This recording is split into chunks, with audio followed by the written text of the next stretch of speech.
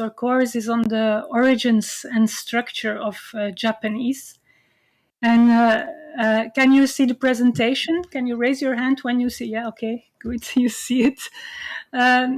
So the picture that I chose on the presentation is a house that I'm often passing when I go shopping in Jena. So my base institute is not the University of Mainz, but is the Max Planck Institute for the Science of Human History in Jena, where I'm working as a research group leader. I have a honorary professorship in Mainz, and that's why I'm also teaching for you in Mainz. And each time when I go shopping in Jena, I pass this house, and the message on this house is "Nur was sich ändert, bleibt bestehen."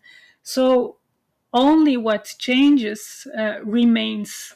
And I liked it because it's very applicable to my job, to language change. So I think, like all aspects of the universe, like all aspects of human life, language changes.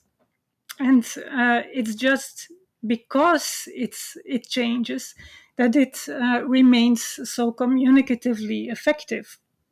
And just because it can adapt itself to changing conditions, to new situations, to new environments, it stays very much alive.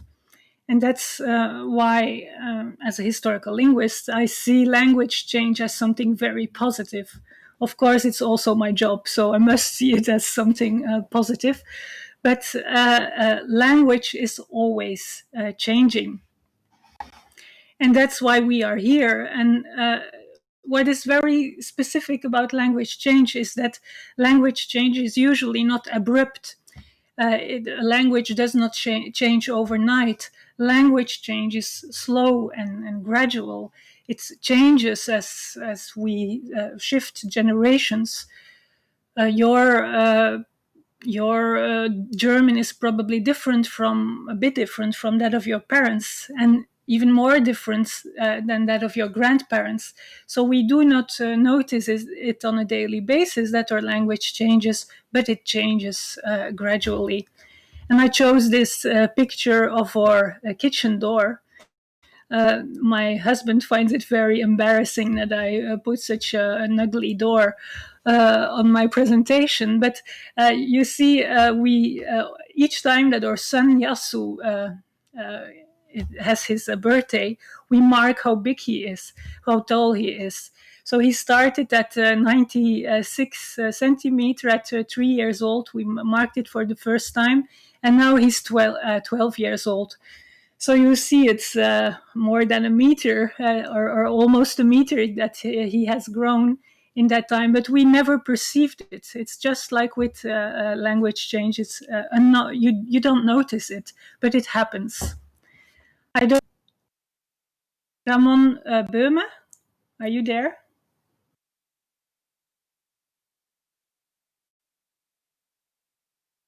Ramon stays very silent.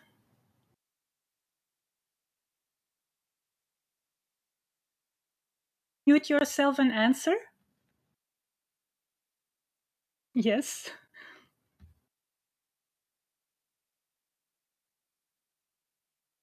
But I don't hear you, Ramon. I still need to get used to this system. But we can, sorry, I think I have to leave the call and come back 1 second. Oh, okay. Then we can go to the next slide. And in this course, we are going to discuss language change, but not in German, of course, and not in any European language, but we will discuss it in Japanese. So the question about the origins of Japanese is one of the most disputed questions of historical comparative linguistics. So especially the question whether Japanese whether it has originated on the continent is one of the most debated questions. So we can say that Japanese is a kind of a champion, the champion of language classification, because there is no other language in the world that has been compared to so many different languages and language families, as is the case for Japanese. So, one of the most popular ideas about Japanese is that it is a language isolate. Um, Ramon, now I'm going to ask you, do you know what an isolate is? Um, Isolate means every word. Um, Wait, sorry, I thought I'm kind of late because I thought the lesson was going to start 2:15. So an isolate language means that one word is always consists out of only one morpheme. That's true, Ramon, but that's an isolating language. It's true that the terminology is very close. So, an isolating language is indeed a language that uses function words as morphemes, but an isolate language, a language isolate, is a language that has no living sisters among the other languages of the world. So, it's a language that is, so to say, a family on its own because it has no living family left. Can you give an example, or can somebody who just joined us, maybe? I have here Mr. Edmondson. I guess it's Charles. Charles, can you give me an example of a language isolate in the world?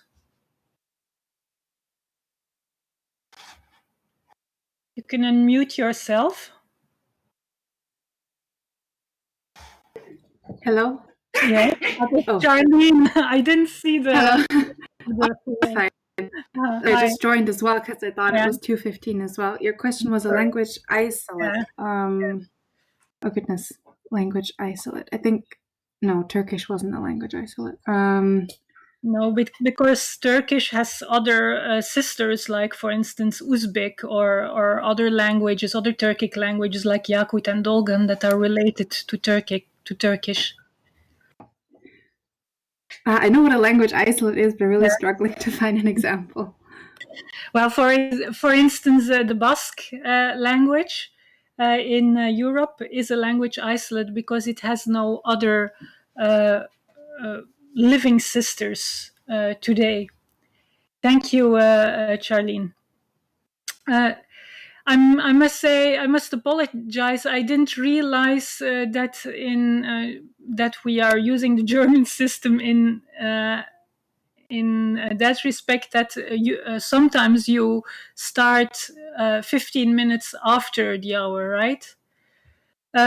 We can do that next time if you prefer that, but then I also would like to go on until a 2:45, because else I will not be able to cover everything I want to cover in this class. So let's say that for next time we log in at 2, but we start at 2:15, so we give people time to log in. And but then we continue until 2:45.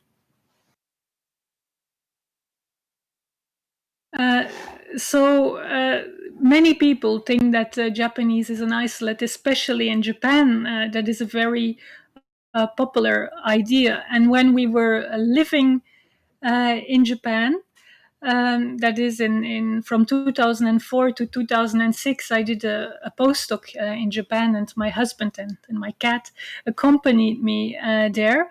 And at that time, I found this quote in the Asahi Shimbun, in the newspaper, that came of the prime minister at that time, Aso Taro, and he said, "Ichi bunka, ichi bunmei, ichi minzoku, ichi gengo no kuni wa Nihon no hoka ni wa nai."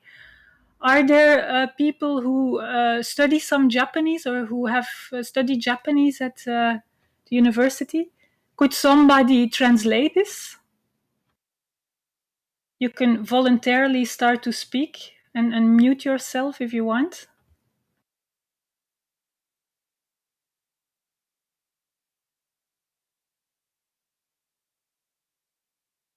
Can you raise your hand if you know some Japanese or you study some Japanese?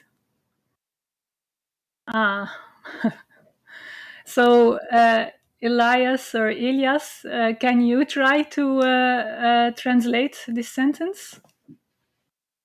I don't know enough Japanese to fully understand all of this, but it's something about there's several times the number one in here, so it's something like outstanding as the only thing, and then there's country and Japan, but I don't know the rest of it. So several things are one language.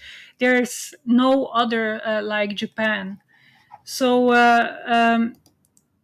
there's no other country in the world like Japan with one culture, one civilization, one people, and one language.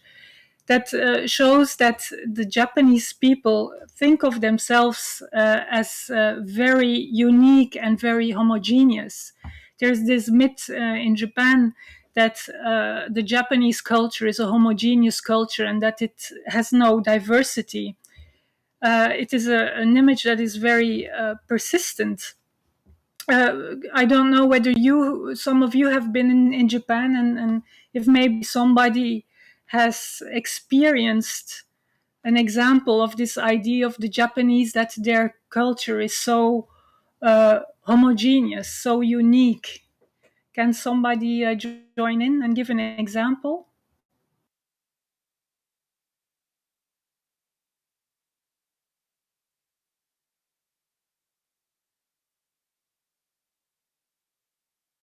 Yes, Katarina, have you been in Japan? Yes, I lived for a year. So, like, there are some words that can't be translated into other languages.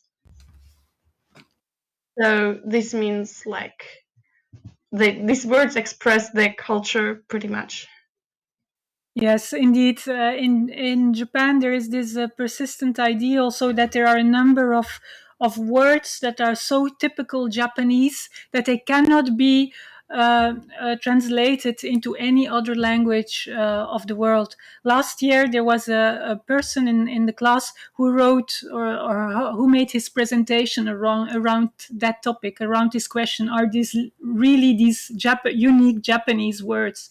So that's a very good example. So they really tend to think that there is something as uniquely Japanese, and this stream of thinking is also called the Nihonjin Ron, the Japanese logic. And especially in the 70s and in the 80s, there were these theories within Nihonjin Ron that even claimed that Japanese people had special brains that were different from the brains of other people in the world. And that was why Japanese were so special and so unique. So it can go very far.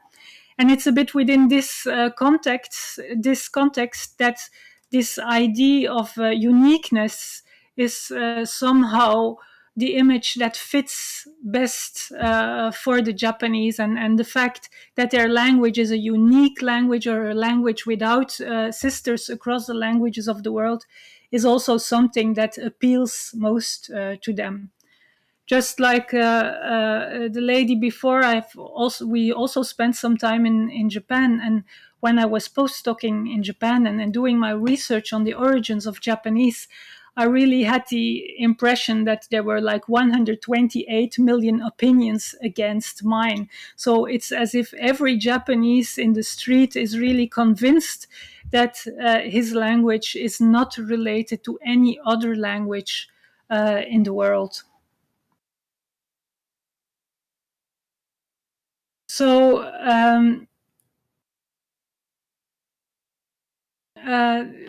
Japanese has been compared to other languages and language families. So it's not only the idea that it is an isolate. There are also people who have claimed that Japanese is related to the Sino-Tibetan languages.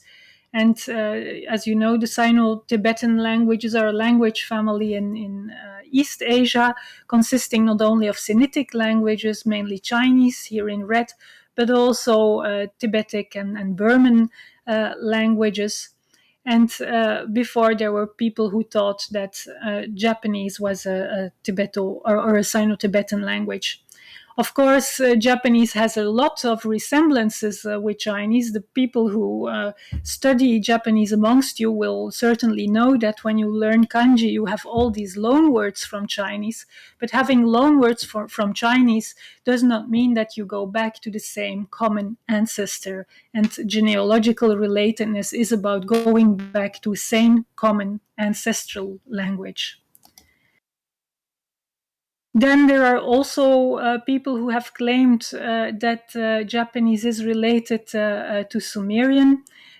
Sumerian, as you may know, is the first language that was documented in the 3rd millennium BC.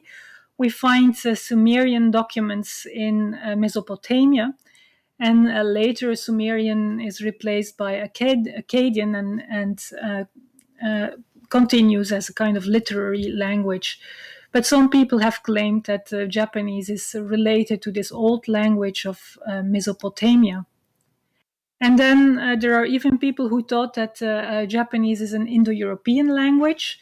As you know, the Indo-European languages are the languages to which also Germanic and German belongs, and there are a number of other branches like Italic, the Romance languages, and the Slavic languages in Indo-European.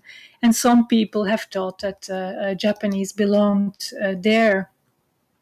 Others have tried to relate it to the Papua languages of New Guinea. Papua languages is actually not a language family, but more a group of languages. I think there's languages from 80 different families, all spoken across New Guinea. So in yellow you see the Austronesian languages in New Guinea, and in red there are the Papuan languages, and then in gray you have the Australian languages. Then there are people who claim that Japanese was a Mon Khmer language. Mon Khmer is a branch of Austroasiatic. Austroasiatic is a language family on the continent of Southeast Asia. It splits in Mon Khmer and in Munda languages. Languages like Vietnamese and Khmer and so are all Austroasiatic languages. And then there were people who thought that Japanese was related to Tamil, and Tamil is a language of the Dravidian family. And here you see the Dravidian languages, and Tamil is spoken in South India and in Sri Lanka, as you see. And then there is also somebody who thinks that Japanese is mainly related to Ainu. Does somebody know what Ainu is and where Ainu is spoken? Elias, you know the answer? In the north on Hokkaido Island. Exactly, yeah. So the Ainu, speakers of Ainu used to live northern Japan, so Tohoku, and also in Hokkaido. I have to say used to live because I studied some Ainu in 2000 in Santa Barbara with Nakagawa, and at that time there were still 9 speakers of Ainu left, so 9 native speakers that were like old grannies, Obachan, who had learned Ainu as their native language. And then when I went to the University of Tokyo in 2004, I followed the course on Ainu with the same instructor.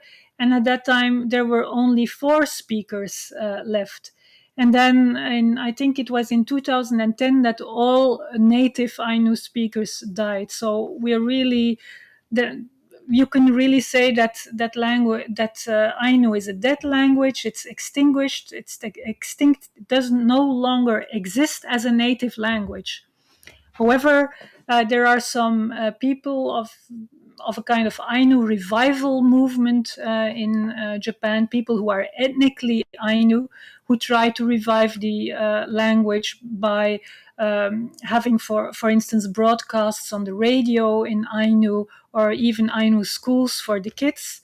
But all teachers, of course, are not native speakers, but are like second language speakers. Some people like Petri, for instance, believe that Ainu and Japanese are genealogically related, so that they go back to a common ancestor. And then one of the most common theories is the idea that Japanese is an Austronesian language. Many people, especially Japanese people, have claimed that. And the Austronesian languages is a huge language family, probably the biggest language family in the world. It consists of over 1,500 different languages, stretching all the way from Madagascar near the African coast to the Easter Islands in the east. So a big language family that is believed to started spreading from Taiwan, from the island of Taiwan, and then gradually spread across the Pacific. And as it has its homeland in Taiwan, it was often believed that over the Ryukyus, Austronesian had come to Japan, and that in that way, Austronesian was the ancestor of Japanese. And then finally, and that is probably the theory that has been taken most seriously, although, of course, the isolate theory is even more popular than this one.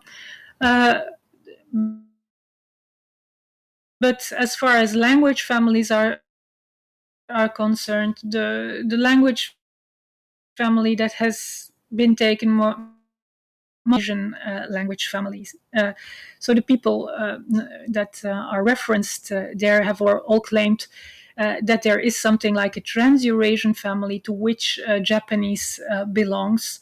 And I have put my own name, Robert, in the end, because that's also what I think.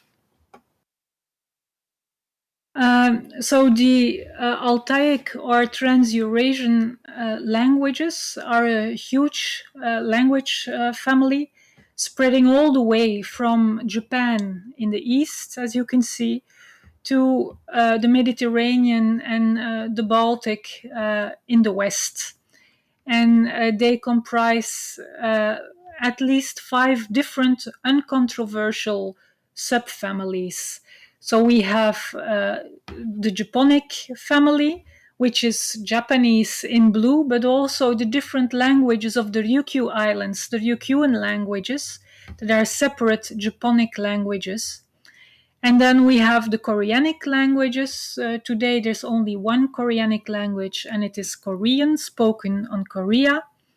And then we have a number of Tungusic languages, which are the small dots that you see on the map here, all the remnants of bigger languages before. For instance, Manchu is a Tungusic language. Nowadays, we call that a minority language, but Manchu has not always been the language of a minority. Until 1911, Manchu was the administrative language of the Chinese Qing dynasty. So it was really a big, important administrative language in China, and that was a Tungusic language. And then we have a whole lot of Mongolic languages, about 15 Mongolic languages in Central Asia. Not only the language of Mongolia, Khalkha Mongolian, but also in the north you have, for instance, the Buryat, which is a language, a Mongolic language spoken in Russia around Lake Baikal. And then the biggest family is probably the family of Turkic languages that goes all the way from Turkey in the west to here, Yakut and Dolgan in the northeast. The Turkic languages comprise about 25 different languages. and they are spread all across Asia. So we think that all these languages together form a family of languages, the Trans-Eurasian family. Now, just as a kind of poll, but your original idea, you came to this class, and what did you think? Did you think that Japanese is an isolate? Did you think that Japanese is a Trans-Eurasian or Altaic language? Or did you think that Japanese belonged to another language family like Austronesian, but that it was non-Trans-Eurasian? If you had no idea at all, if no impression at all, about its relationship, then I would go for the isolate, because it means that you did not really find any evidence for other languages in the world related to Japanese. So just your hunch, with which prior idea did you come to this class? I will try to launch a poll now. It's all very new to me. Start the poll, and then I click ABC, and you can choose.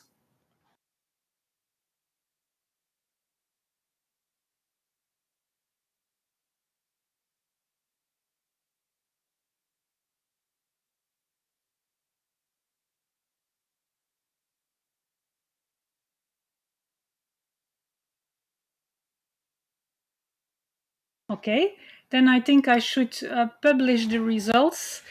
So we have 9 people who think that Japanese is an isolate. That is 60% of our class. Then 5 people came to class with the idea that Japanese is probably related to the Trans-Eurasian languages. And there was 1 person who thought that Japanese is a non-Trans-Eurasian language. Joshua, can you tell me which language family did you have in mind?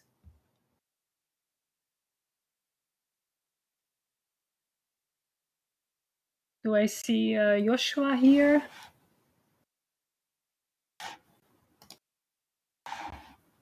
Joshua, can you hear me? No, unless he types it in a chat message.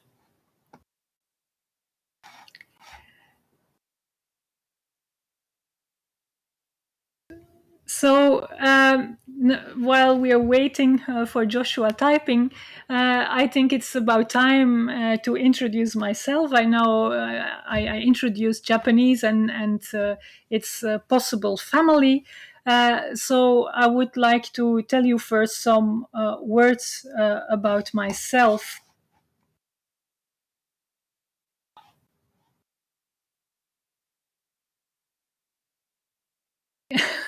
Yeah, it's a bit disturbing for me. I just read Joshua's chat message, who says, I was rather hoping it would be something else, not that I had a real theory.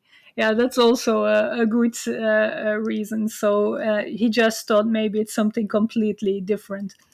Uh, um, but now about me, as I already told you a bit, I'm working at the Max Planck Institute for the Science of Human History in Jena, where I'm a research group leader, but at the same time, I'm affiliated to the Johannes Gutenberg University in Mainz, your university, where I have a habil, an habilitation, that is a kind of professorial degree, and where I have also obtained a honorary professorship. So I'm affiliated to this university as a professor.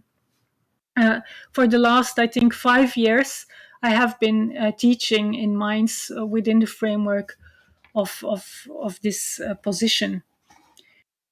Just a bit about my history. I started with studying Japanese in Leiden, first in Leuven in Belgium. I'm Belgian myself. And after that, I studied Korean in Leiden.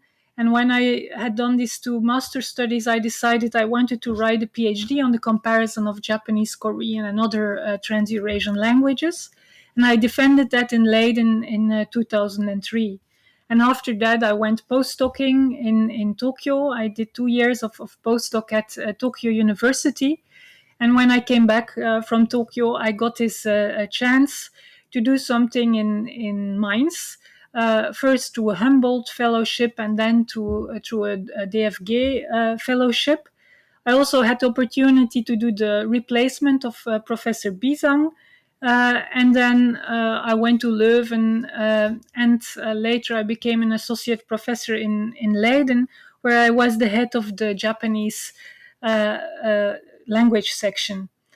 And at that year, I also did my habilitation in Mainz, and I got a consolidator grant of the ERC, that is the European Research Council.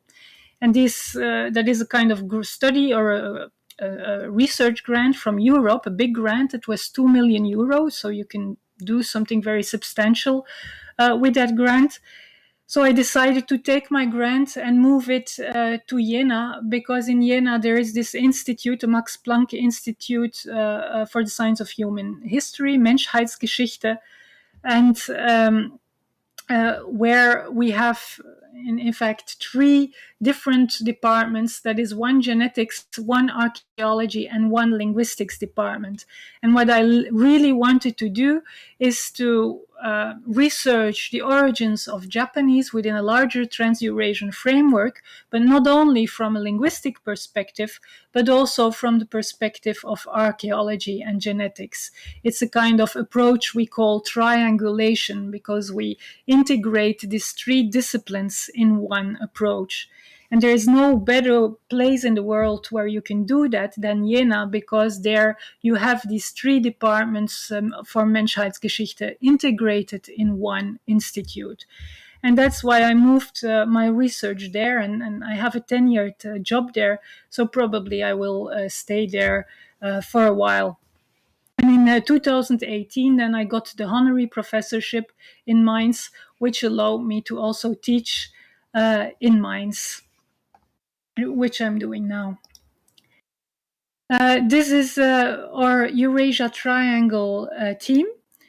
As you can see, that was taken not so long ago. It was already during Corona times. We were all wearing these mouth masks.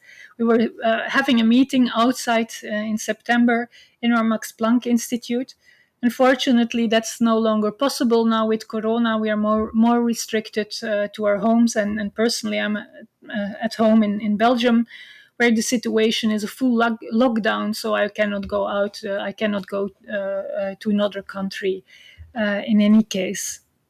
On the picture, speaking with his hands, you see Mark Hudson from the back.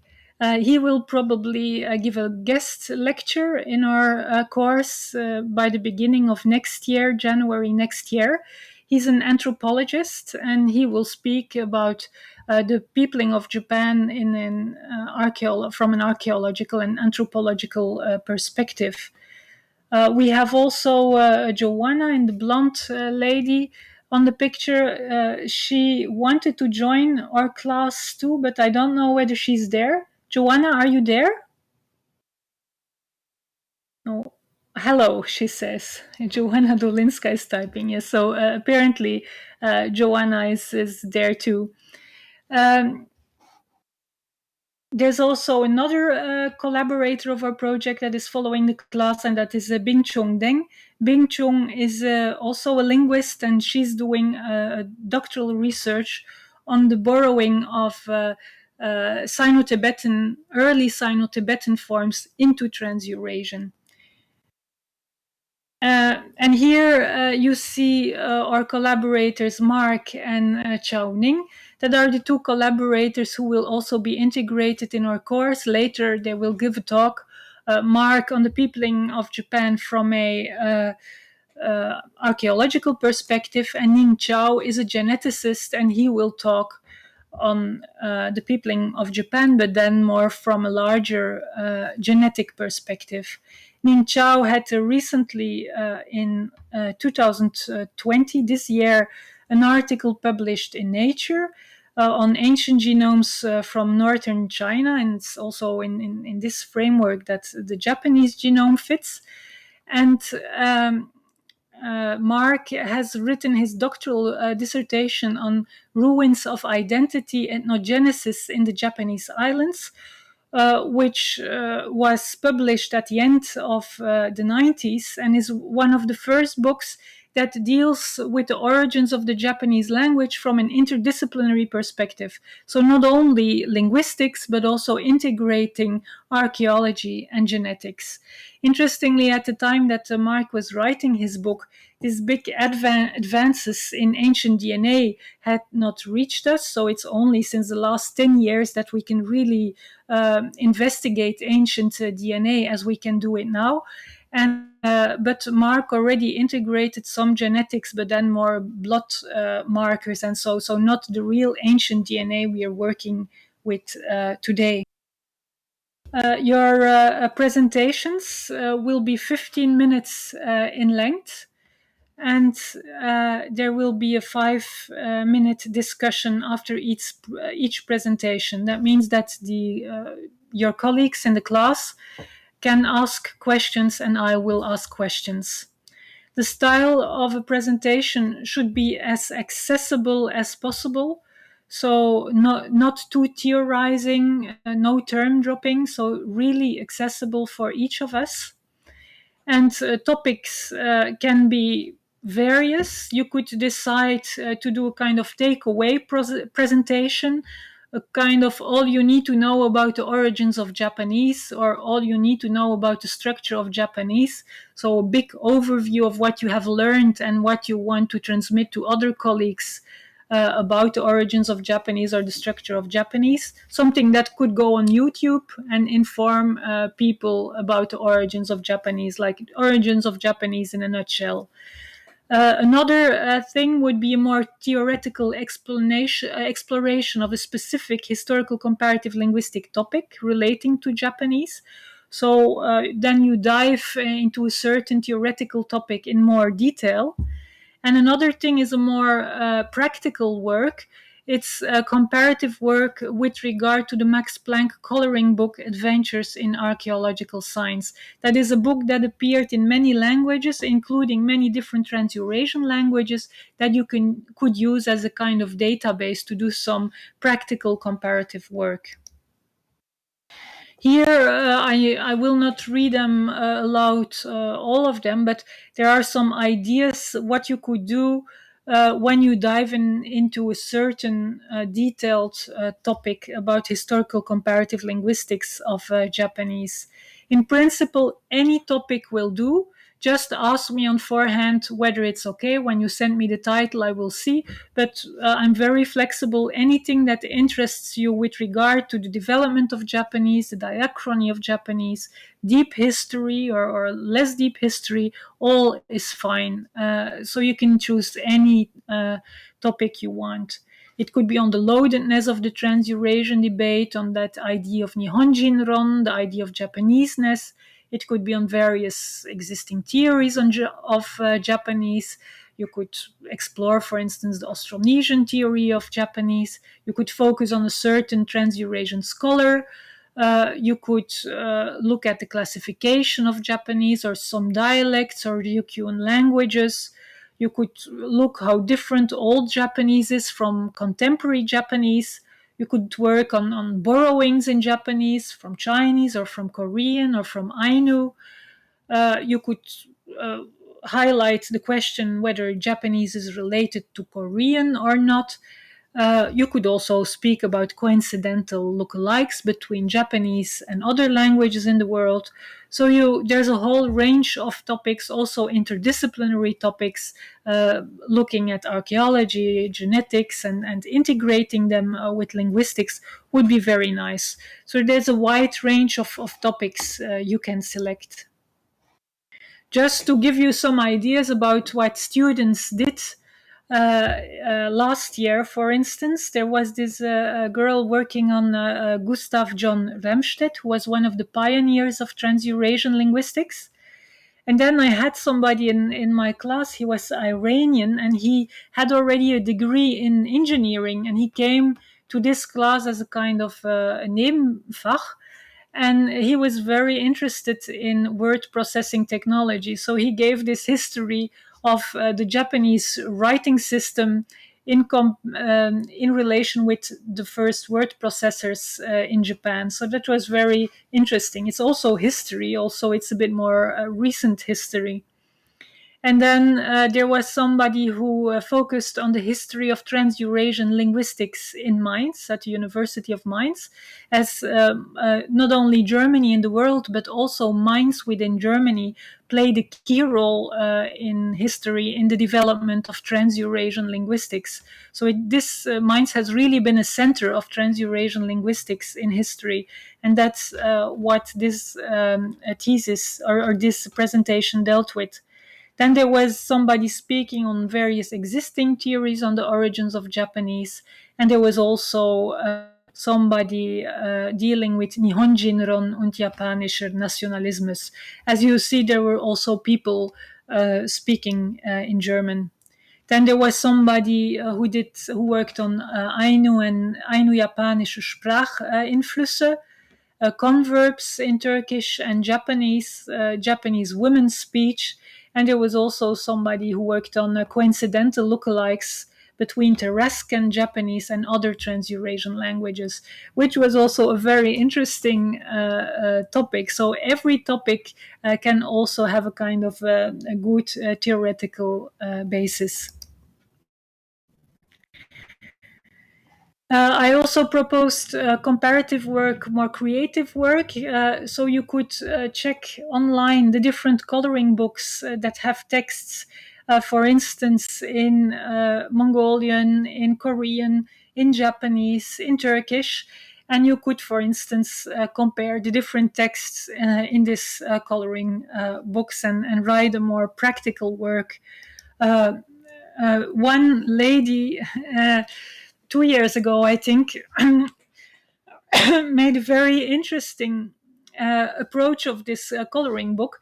Her idea was, well, but this coloring book deals with archaeology, it deals with genetics, but the only linguistics in it is actually the language that is written in it. So it should have a page on linguistics. She contributed a new page for this coloring books, in which she divided linguists between armchair linguists. She wrote, they sit between piles of books from which they draw language data to build linguistic trees upon. And on the other hand, she drew the field linguists who go out in the field to collect language data. I found that very original. And of course, drawing a page, she had only one page, but then in her presentation, she gave a kind of the making of. So she explained why she chose this topic and why she wanted to add this and why this was important for interdisciplinary linguistics. So you could basically do anything you like, anything what interests you. Other possible perspectives here to use these coloring books, you could, for instance, gloss some of the texts, or you could discuss an interesting aspect of the grammar or the lexicon.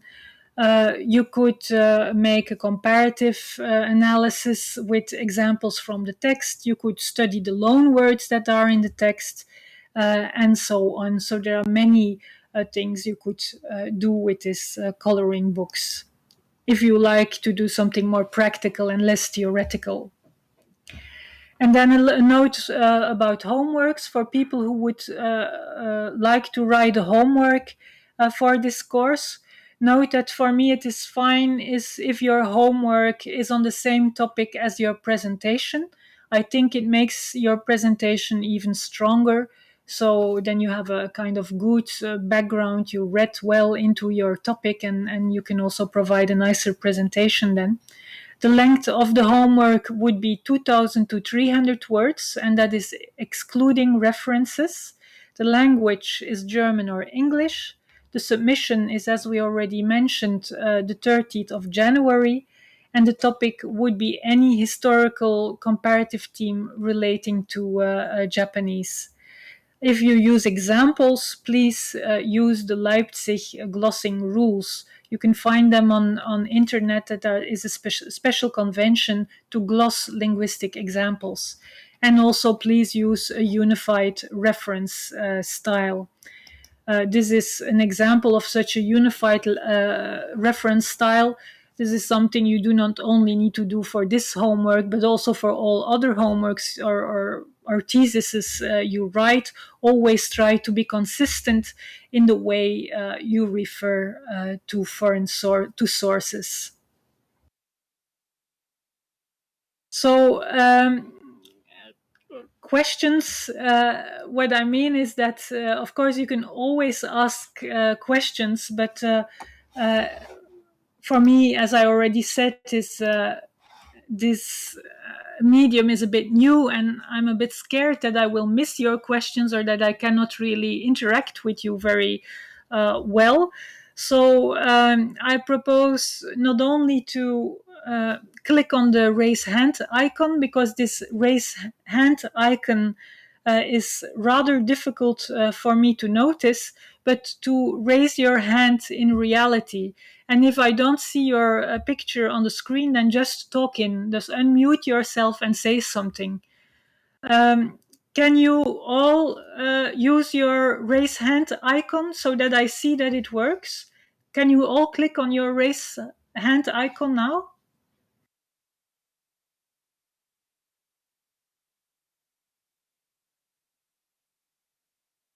Yes, I see Daniela, Denise, Nadine, Charlene, Julia, Katarina.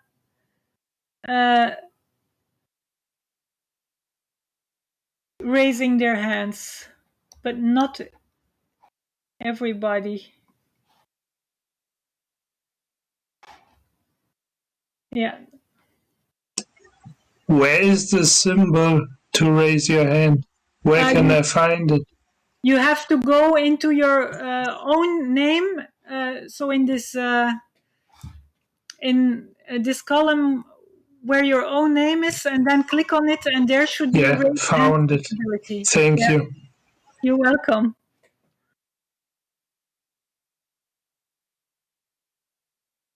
Yeah, I see all the people gradually raising their hands.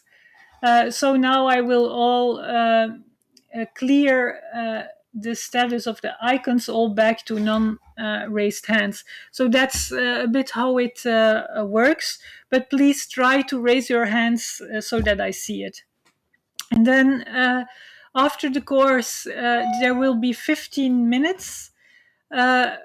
So originally 13, but not now, 15 after the course and 15 before the course. So I will be here from 2 to 2:15 to answer questions you might have, more private or personal questions about your work or about your homework.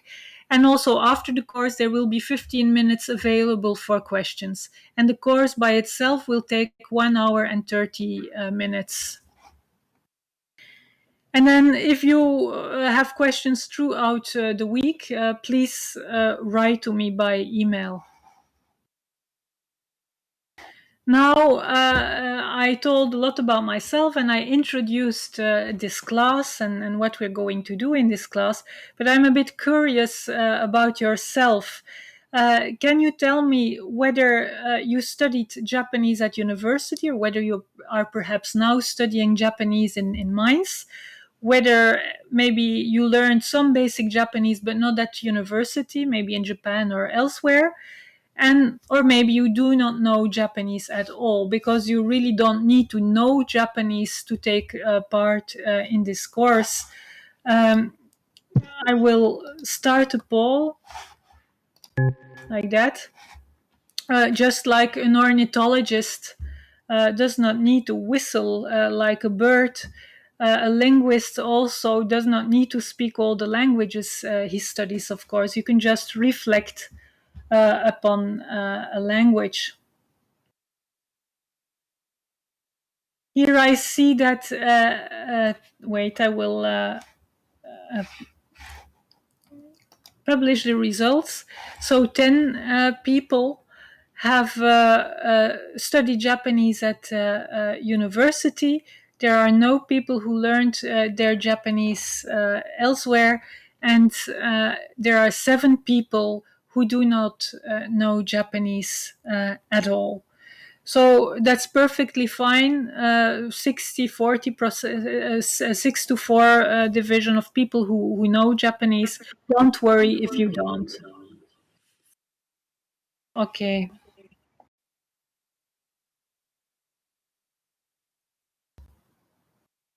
Can you tell me whether now I hear myself like bouncing back somewhere? Maybe somebody needs to mute himself. Um, did you study Japanese, or have you studied in Japan, or did you work in Japan for a longer period? Have you visited Japan? Have you been to Japan on holiday, for instance, as a tourist, or have you never been to Japan?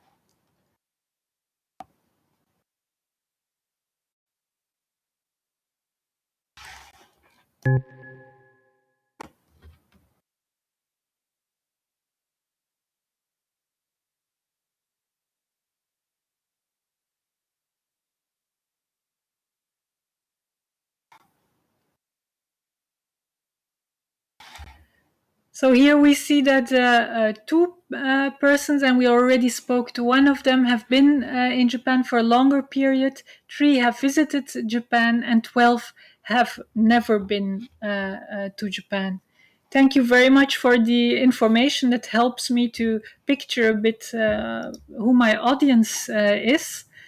And then I would like to ask you to just introduce yourself. Telling us your name, whether you're a BA, MA, or PhD student, what your native languages are or the languages you're familiar with, whether you know Japanese or other Trans-Eurasian languages, and why you selected this course. Uh, I have here a list, I think it's alphabetical, of names. We can start alphabetically on top. I will say your name, and then you can unmute yourself and try to participate. So perhaps first, Elias Appel. Sure. My name's Elias, or you can also just call me Eli if you want. I'm a BA student of American Studies, and my minor is linguistics. My native language is German. I also speak English, some French, and some Korean, and some Japanese. So that also answers the next question. And I picked this course because I take Japanese studies, and I had to take 3 module 7 classes, so this is one of them. And I thought I'd go for it because, I take Japanese, I'm interested in it, so I did pick this course. That's great. That's a compliment for me. And then Charlene, can you tell us a bit more? Yes, well, I'm Charlene. I'm a BA student in English Literature and Culture, and I have linguistics as a minor, so I do have to take this course. My native languages are English and German, but I'm also quite familiar with French, a bit of Italian, and I'm also studying Japanese. I chose this course, one, because I do have to take it, but I was quite interested in that they offer a course just specifically focusing on Japanese for the, oh, sorry, that's my dog's running, for the 7th module. And then Charlene, can you tell us a bit more? Yes, well, I'm Charlene. I'm a BA student in English Literature and Culture, and I have linguistics as a minor, so I do have to take this course. My native languages are English and German, but I'm also quite familiar with French, a bit of Italian, and I'm also studying Japanese. I chose this course, one, because I do have to take it, but I was quite interested in that they offer a course just specifically focusing on Japanese for the, oh, sorry, that's my dog's running, for the 7th module. And I want to know more about Japanese culture and Japanese language and its history in connection, because I've also started looking at its morphology and phonology and syntax a bit in more depth on my own. So I thought this course would contribute to that. Yeah. Thank you very much, Charlene. And then, Joanna, are you there? Hello, yes, I'm there. Hi, so my name is Joanna Dolinska. I hold a PhD degree in comparative linguistics, and now I have this great opportunity to cooperate with Professor Roberts in the Eurasia Triangle project. I specialize in the Mongolian language, and also I know Manchu language when it comes to Trans-Eurasian languages. And I joined this course because I also I did it for fun, and also because I think that knowledge about the Japanese language will facilitate my work and maybe bring me to some new discoveries in the future as well. Yes, thank you very much, Joanna. And then Joshua Ziegler. Joshua, are you there? He has probably connection problems. Yeah. Maybe we can go on to Julia Ledig. Hi, I hope you can hear me. Yes, we can. Yeah, okay, perfect. I'm Julia. I'm studying BA English Literature and Culture with linguistics as my minor. My native language is German. I also speak English, a bit of French and Swedish, which I learned at uni. And I don't speak Japanese, have never been to Japan either, but I'm really interested in Japanese culture and really want to go there and wanted to learn more about the language. So, yeah. Thank you very much. So then we will move to Nadine Pracht. Hello, my name is Nadine Pracht, and I'm studying linguistics as a bachelor student. My native language is German too, and I speak English too, and some French and Hindi, and I'm learning Japanese since 1.5 years, but I'm not so good at this. I'm here because I want to learn more about Japanese, and I am really interested in Asian languages. So I'm learning Sanskrit too, and Hindi I have to learn it. But I also have to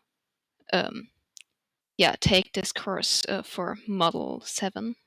Yeah, I understand. Thank you very much, Nadine. And then Kevin Neithofer. Oh, Kevin, I also see. Now I came to understand you have a microphone. So you probably did not switch your microphone on from the beginning. That also relates to a chat message that I get from Frau Spahn. Diejenigen, die sich nur über Zuhören angemeldet haben, können das Mikrofon nicht einfach freischalten. Besser beim nächsten Mal mit Mikro reingehen. So it would be nice if next time everybody could connect over his microphone. Then you can all actively participate. And then we go to Raymond. Can you join, Raymond? Hi, I'm Ramon. I'm a BA in linguistics major. I'm a native German speaker, also know English, and I chose this course because I'm interested in the Japanese language, and I'm planning on attending the Japanese course next semester. I see. Yeah. Thank you, Ramon. And then more exact scientists like a physicist, and we had a biologist among us. And I think it will really appeal to you because there's also this interdisciplinary perspective. So I hope that we can all enjoy it. I see that Charlene wants to ask something. I just wanted to add that the other two, Joshua and, oh goodness, I don't know how to say the name, but they've introduced themselves in the chat. They've wrote little text for us. Okay, thank you for letting me know. I'm trying to scroll down, but I can't.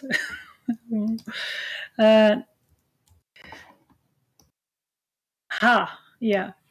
I have Joshua, who says, thanks, Charlene. And then Kevin, who said, I'm not at home right now, but will join you with a working mic next week. And Joshua says, hi, I'm Joshua. I'm a student in general linguistics.